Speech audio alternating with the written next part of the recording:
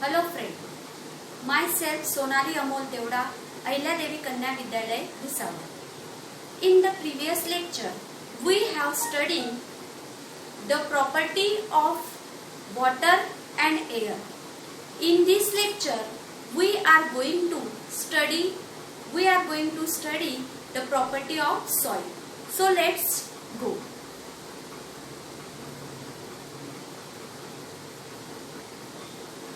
The properties of soil. Color, it is an important property of soil. In this picture, we see the color, it is an important property of soil. या चित्रामध्ये तुम्हाला वेगवेगळ्या रंगाची माती दिसते आहे आणि मातीचा हा सगळ्यात महत्त्वाचा गुणधर्म आहे तो म्हणजे तिचा रंग, colour. Soil gets its color as a result of several processes. की ज्या पण काही माती जी असते त्या मातीमध्ये जेव्हा वेगवेगळ्या प्रकारच्या प्रोसेसेस होतात, प्रक्रिया होतात आणि त्या प्रक्रिया झाल्यानंतर मातीला काय होतो तर वेगळा रंग प्राप्त होतो. आणि या चित्रामध्ये तुम्हाला इथे दिसतेच आहे की वेगवेगळ्या प्रकारची माती तुमच्या समोर आलेली आहे. आता आपण पुढे पाहूया. The color of the soil near land surface is darker than the color of the lower layers.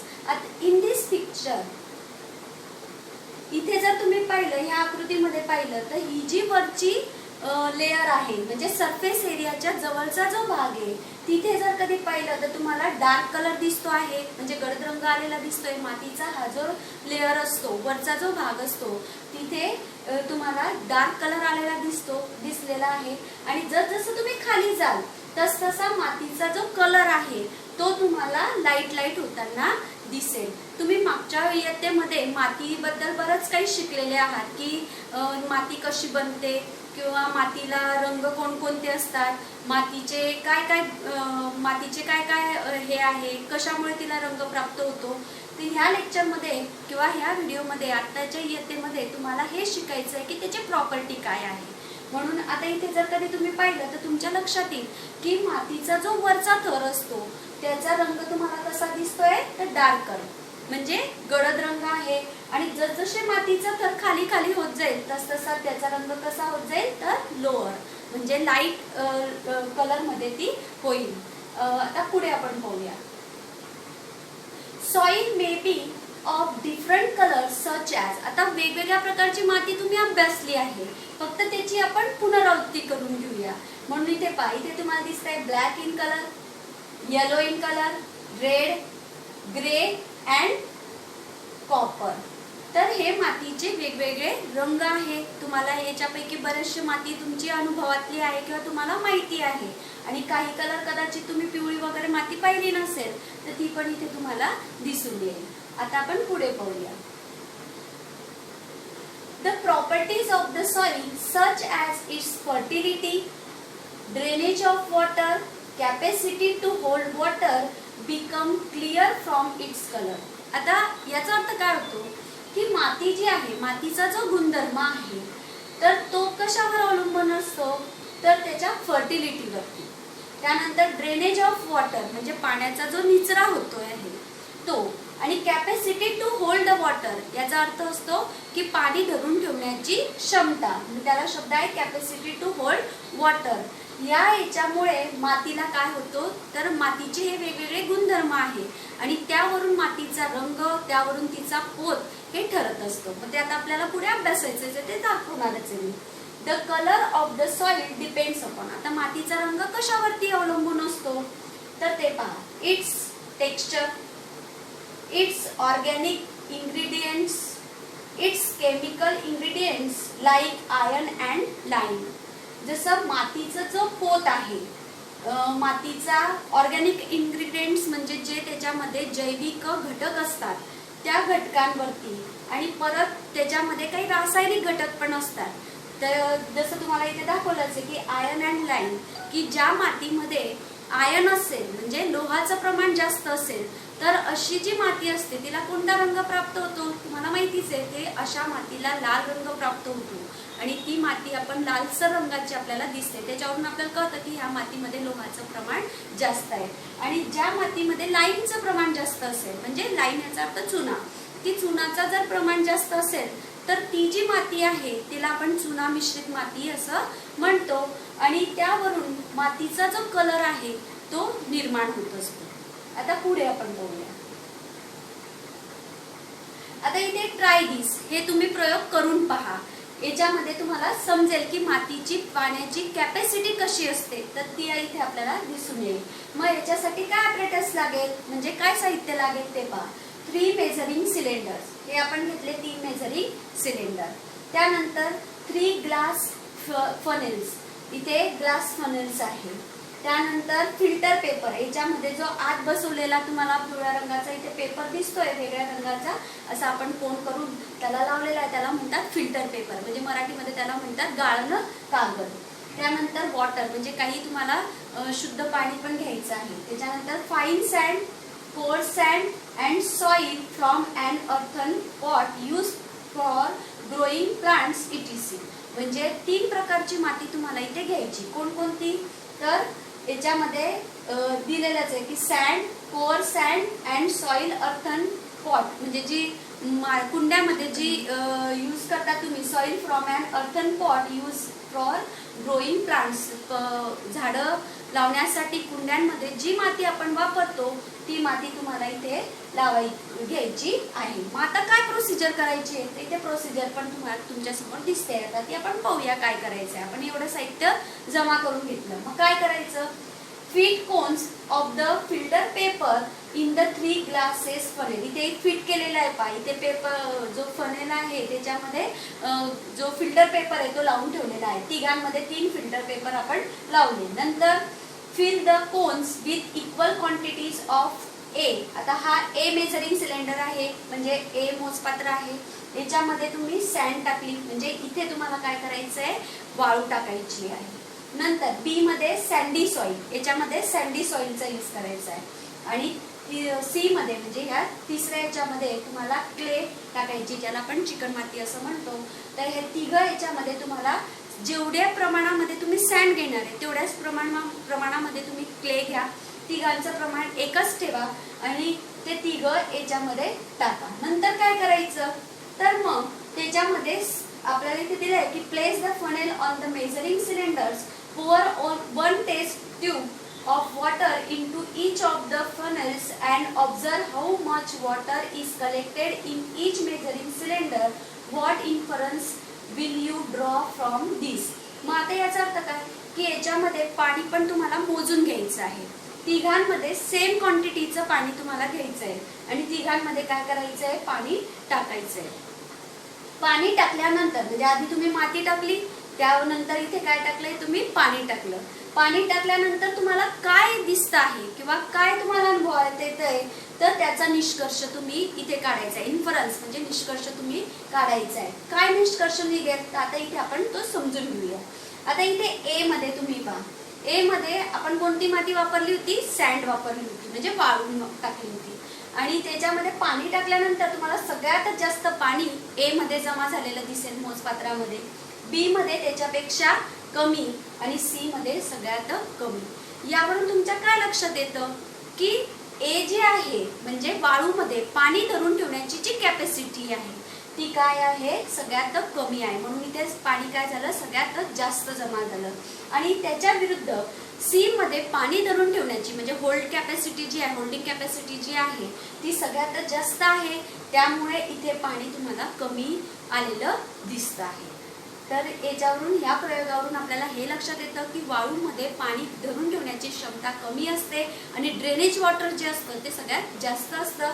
आणि जी आपली क्ले आहे त्याच्यामध्ये याच्या विरुद्ध असतं की पाणी धरून ठेवण्याची क्षमता जास्त असते आणि ड्रेनेज वॉटर कमी असतं. तर हे ह्या प्रयोगावरून आपल्याला सिद्ध झालं. आता आपण पुढे पाहूया. आता सॉइल टेक्स्चर आपण पाहूया, म्हणजे मातीचा पोत कसा असतो तो. टेक्स्चर्स म्हणजे पोत. आता इथे 3 प्रकारची माती तुम्हाला दिसते. कोणकोणती, सँड, सिल्ट अँड क्ले. मग The soil textures depend on the proportion of particles of the various size in it. जे सॉइल असते त्या सॉइल मध्ये तिच्यामध्ये असलेले जे कण असतात, proportion of particle of various sizes in it, त्याच्यामध्ये जे मातीचे कण आहे त्या मातीच्या कणावरून त्या मातीचा काय कळत असतो तर टेक्स्चर्स डिपेंड असतो. त्यानंतर types of soil on the basis of its texture are as follows. आता इथे पहा, मातीचे जे कण आहे त्या कणांवरून इथे 3 प्रकारची माती आपल्याला घेतलेली दिसून येते आहे. आता ते कसे ते तुम्हाला मी समजून सांगते. मग एक एक मातीचा आपण अभ्यास करूया. सगळ्यात पहिले सँडी सॉइल. आता इथे तुमच्या समोर सँडी सॉइल आलेली आहे, चित्र तुम्हाला दिसतच आहे. तर याचं जर तुम्ही निरीक्षण केलं तर तुम्हाला दिसेल the proportion of large particles is more. याच्यामधले जे कण आहे त्या कणांचा आकार कसा असतो, मोठा असतो. नंतर वॉटर ड्रेनेज रॅपिडली, की तुम्ही आपण पहिला प्रयोग आता मगाशी जो प्रयोग केला त्या प्रयोगामध्ये मी तुम्हाला जस्ट हे समजून सांगितलं की जी वाळू असते त्याच्यामध्ये जी पाणी धरून ठेवण्याची जी क्षमता आहे ती कशी आहे, कमी आहे. म्हणून त्याची ड्रेनेज, वॉटर ड्रेनेज रॅपिडली म्हणजे पाण्याचा निचरा लवकर त्याच्यातनं होऊन जातो. त्यानंतर इझी टू प्लग. नंतर लेस फर्टिलिटी, ही वाळू जी असते वाळूमध्ये तुम्हाला नांगरणी जर करायची असेल तर ती इझी जाते. त्यानंतर less fertile. Particles are made of silicon dioxide आणि particles are insoluble in water, की हे जे आहे तुम्ही पाहिलंच की त्या याच्यामध्ये आपण समजून घेतलं.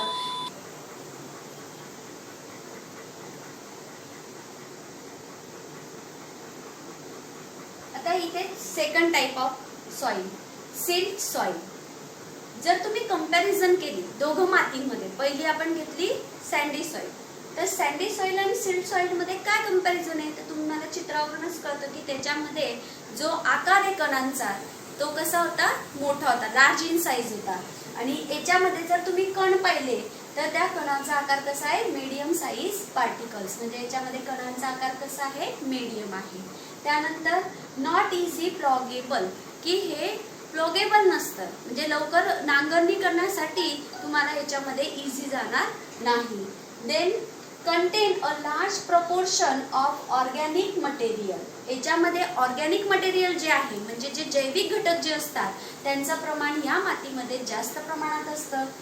Good capacity to supply nutrients also called sedimentary soil. ही जी माती आहे याला दुसरं नाव आहे, म्हणजे सीड सॉइलला सेकंड नेम आहे सेडिमेंटरी सॉइल, की ही जी माती आहे याचा अर्थ होतो मराठीमध्ये गाळाची मृदा, की ज्या मातीमध्ये जास्त प्रमाणामध्ये कॅपॅसिटी असते वॉटर होल्ड करण्याची, म्हणजे पाणी धरून ठेवण्याची कॅपॅसिटी जर चांगली असेल तर ती माती ही चांगली समजली जाते. मग अशा मातीमध्ये जर आपण पीक काढले तर ते चांगल्या पद्धतीने तुम्हाला मिळू शकतात. म्हणून त्या मातीला आपण गाळाची माती असं म्हणतात, हे लक्षात ठेवा. आता तिसऱ्या प्रकारची थर्ड टाइप ऑफ सॉइल पाहूया. तर third type of soil is clay soil. आता तिघांची तुलना परत करून पाहू. पहिल्या याच्यामध्ये कण कसे होते, लार्ज होते. दुसऱ्यामध्ये मीडियम साईजला होते. आणि आता ही जर माती तुम्ही पाहिली म्हणजे क्ले सॉइल, ज्याला क्ले सॉइल जर कधी तुम्ही पाहिली तर क्ले सॉइल मध्ये पार्टिकल्स कसे दिसतील तर proportion of small particles in maximum. याच्यामध्ये जास्तीत जास्त प्रमाण हे सूक्ष्म कणांचं असतं, म्हणजे मातीचे जे कण आहे ते तुम्हाला सूक्ष्म झालेले दिसतील. त्यामुळे ही जी माती ती कशी दिसते, चिकन झालेली दिसते. म्हणून difficult to plough the soil. आता ही चिकन असल्यामुळे तिला प्लॉग करण्यासाठी म्हणजे नांगरणी करण्यासाठी ती कठीण असते. The particles of clay soil are smooth to touch. जर तुम्ही ह्या मातीला टच करून पाहिलं, इथे दाखवलंच आहे का की टच करून जर कधी पाहिलं तर ती माती आपल्याला कसा स्पर्श जाणवेल तर स्मूथ, म्हणजे चिकन. म्हणून या मातीचं नावच काय आहे, चिकन माती. मराठीमध्ये याला चिकन माती म्हणतात आणि इंग्लिशमध्ये क्ले सॉइल्स असं म्हणतात. हाय वॉटर होल्डिंग कॅपॅसिटी. जो आपण आपण जो प्रयोग करून पाहिला त्याच्यामध्ये जी थर्ड टाइप ऑफ जी माती होती, सॉइल होती, त्या सॉइलमध्ये आपण पाहिलं की याची कॅपॅसिटी वॉटर होल्डिंग करून ठेवण्याची कॅपॅसिटी काय आहे, हाय आहे. म्हणून हे याच्यामध्ये हाय वॉटर होल्डिंग कॅपॅसिटी आलेला आहे. तर या तिघ प्रकारच्या माती आपण अभ्यास केला. आता आपण पुढे पाहूया. सॉइल स्ट्रक्चर तुम्ही पुस्तकामध्ये तुम्हाला दिलेलंच आहे, याच्यामध्ये पण दाखवलंय की सॉइल मातीचे स्ट्रक्चर्स कसं आहे, म्हणजे रचना कशी असते. काही मातीमध्ये बारीक बारीक सूक्ष्म कण दिसतात, काही मध्ये स्तंभ तुम्हाला दिसतात, इथे तुम्हाला दिसत आहेत. तर असे वेगवेगळ्या प्रकारची माती आपल्याला आढळून येते. आता आपण पुढे बघूया युजेस ऑफ सॉइल. मग एवढ्या प्रकारची माती आपण जर पाहिली तर त्या मातीचा आपल्याला काय उपयोग आहे, तर सगळ्यात महत्त्वाचा उपयोग प्लांट कन्झर्वेशन, की तुम्हाला टू हेल्प ग्रो प्लांट. जर तुम्हाला एखादी प्लांट ग्रो करायचं म्हणजे वाढवायचं असेल तर त्या वाढवण्यासाठी सगळ्यात आधी तुम्हाला कशाची गरज पडेल, तर सॉइलची. मग सॉइलचं हे युजेस आहे की प्लांट कन्झर्वेशन म्हणजे जे वनस्पती आहे त्यांचं संवर्धन. कन्झर्वेशन म्हणजे संवर्धन, की जी वनस्पती असते ती कुठे वाढेल, तर मातीमध्ये.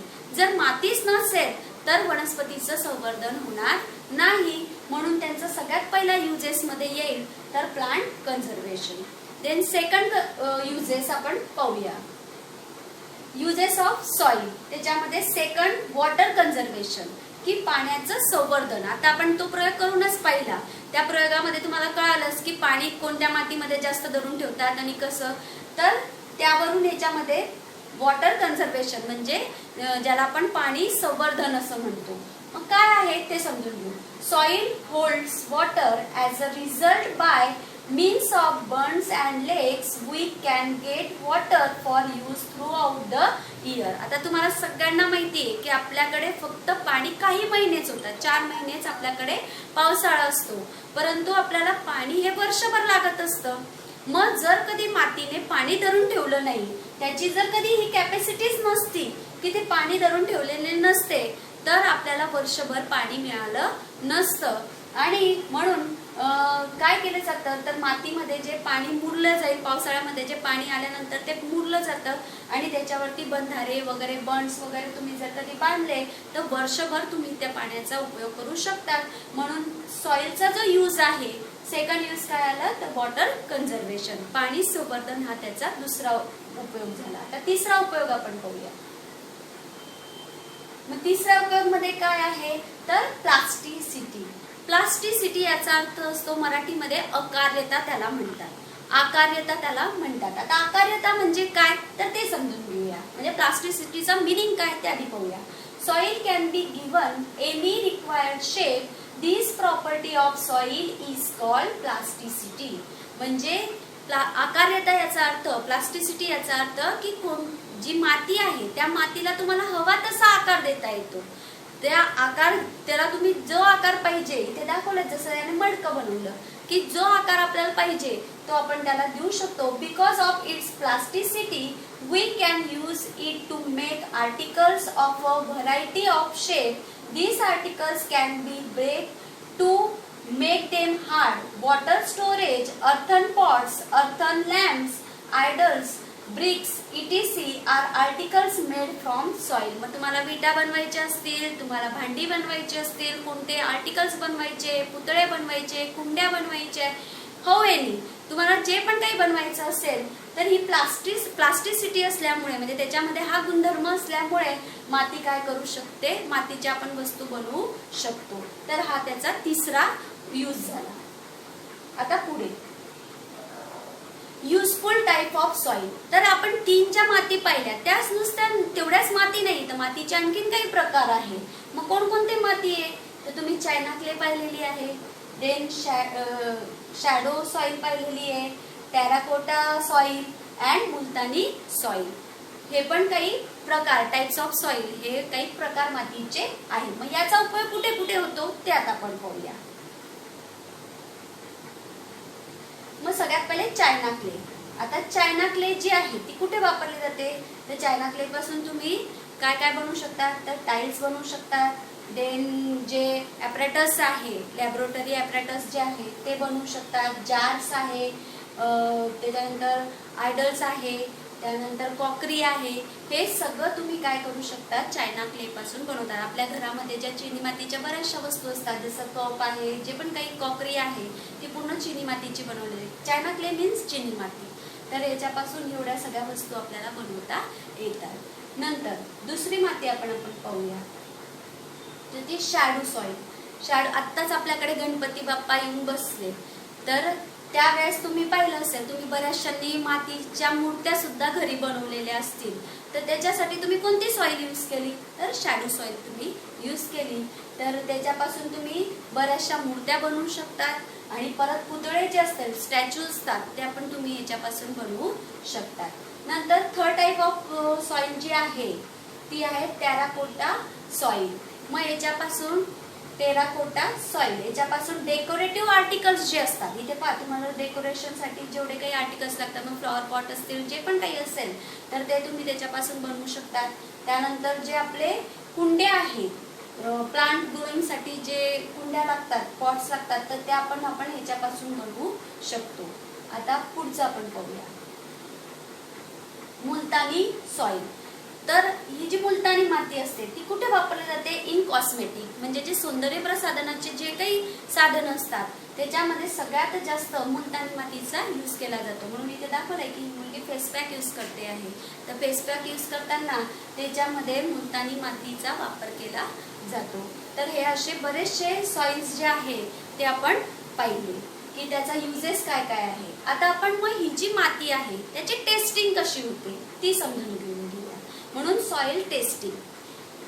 The properties of various ingredients of soil can be determined by soil testing. आता इथे काही टेस्ट दिलेले आहे, मग ते कशावरून ठरतं, तर कलर वरून मातीचा पोत ठरवला जातो, नंतर टेक्स्चर्स आहे म्हणजे पोतावरून, नंतर properties of organic matter in it, की त्याच्यामध्ये जेवढे काही जैविक घटक असतील, मग ते जैविक घटक असो, त्याचा रंग असो किंवा त्याचा पोत असो, या तिघांची टेस्ट केली जाते आणि त्यावरून ठरवलं जातं की माती ही कोणत्या प्रकाराची आहे. मग याच्यामध्ये दोन टेस्ट आहे, two test, pH and electrical conductivity test. ह्या दोघं टेस्टवरून आपण मातीची टेस्टिंग करू शकतो. Are useful to find out characteristic of soil and to determine fertility of soil. मग त्या मातीमध्ये किती उपजाऊपणा आहे, तिची फर्टिलिटी काय आहे ते ठरवण्यासाठी ह्या दोघी टेस्ट तुम्ही वापरू शकतात. या दोघी टेस्टवरून तिचं फर्टिलिटी काढली जाते. मग आता बऱ्याच वेळा असं होतं की cause of diminishing soil fertility, बऱ्याचशा वेळेस असं होतं की माती जी आहे तिची सुपीकता तुम्हाला कमी झालेली दिसते. मग त्याचे कारण काय काय काय कॉजेस आहे, काय कारण आहे, तर ती आपण पाहूया. सॉइल पीएच लेस दॅन 6 और हायर दॅन 8. जर या पीएचचा अर्थ होतो, इथे पीएच म्हणजे ही जी टेस्ट आहे त्या टेस्टचं नाव आहे पीएच, त्याला मराठीमध्ये सामू असं म्हटलं जातं. तर ही जी सॉइल टेस्टची जी मेथड आहे त्याच्यामध्ये याचा पीएच 6 और हायर दॅन 8 हा एक त्याच्यामध्ये कारण मानला जातो की ज्याच्यामुळे जी सुपीकता आहे, फर्टिलिटी जी आहे ती कमी होऊ शकते. त्यानंतर low proportion of organic matter, जर त्याच्यामध्ये ऑर्गॅनिक म्हणजे जैविक घटकांचं प्रमाण जर कधी त्या मातीमध्ये कमी असेल तर त्या मातीला आपण साहजिकच सुपीक नाही असं म्हणणार आहे. नंतर no proper drainage of water, की बऱ्याच वेळा पाणी धरून ठेवण्याची, ड्रेनेज होण्याची म्हणजे निचरा होण्याची जी कॅपॅसिटी असते ती बऱ्याचशा मातीमध्ये नसते, तर अशी माती आपल्या काही उपयोगाची नाही, ती नापीक होते. त्यानंतर repeated cultivations of a same crop, जर तुम्ही एकाच वेळेस सतत एकच पीक जर कधी घेत गेले तर तुम्हाला माहिती आहे की ती माती काही काळानंतर ती काय होईल, नापीक होऊन जाईल, तिची फर्टिलिटी राहत नाही. म्हणून वारंवार एकच पीक घेणं हे सुद्धा कॉज मानलं जातं. त्यानंतर continuous use of saline water, की जे खारं पाणी आहे अशा पाण्याचा जर कधी सतत निचरा होत असेल, त्या मातीमध्ये सतत येत असेल, तर ती माती सुद्धा थोड्या काही कालावधीनंतर ती पण तिची फर्टिलिटी जाते. आणि excessive use of chemical fertilizers and pesticides, तुम्ही जर कधी खूप सारे केमिकल फर्टिलायझर्स वापरले, रासायनिक खतं वापरली, कीटकनाशकं वापरली, तर त्या याच्याने पण मातीची सुपीकता काय होते, कमी होते. तर अशी 6 याचे कॉजेस आहे. आता आपण पुढे पाहूया. आपण मातीचे सगळे गुणधर्म पाहिले, सगळं मातीची प्रॉपर्टीज पाहिली, कदाचित तुम्हाला हा व्हिडिओ समजलाही असेल, छान पद्धतीने तुम्हाला काय त्याची प्रॉपर्टीज ही समजली. तर मग आता होमवर्क पण तुम्हाला करायचा आहे. मग होमवर्क काय आहे, तर जो तुमचा एक्सरसाइज आहे टेक्स्टबुक मधला 25 नंबरचं जे पेज आहे त्याच्यामध्ये जी एक्सरसाइज दिलेली आहे त्याच्यातला 1, 2 and 5 जो क्वेश्चन आहे तो तुम्हाला आपल्या वहीमध्ये सोडवायचा आहे. आणि हे जे 2 प्रश्न आहे, why it is difficult to plough clay soil मी सांगितलं, and why it is easy to plough sandy soil, हे दोघी प्रश्न सुद्धा तुम्हाला तुमच्या वहीमध्ये सोडवून घ्यायचे आहे. धन्यवाद.